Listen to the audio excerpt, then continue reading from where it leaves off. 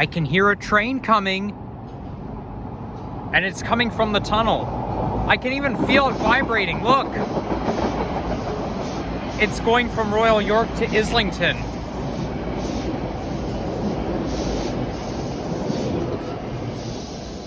So cool. Yeah, I get to watch the trains from here.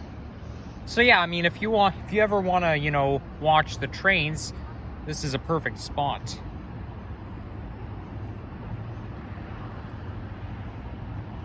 Oh, and I see another train coming. Oh, by the way, I just went to Starbucks again. Yep, I went to Starbucks again, and this is the drink I ordered right here. Oh, and they spelled my name right again.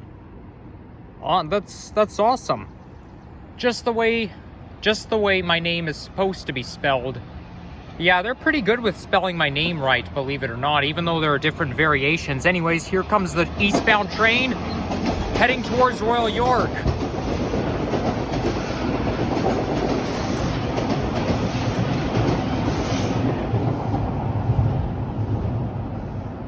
Oh, wow.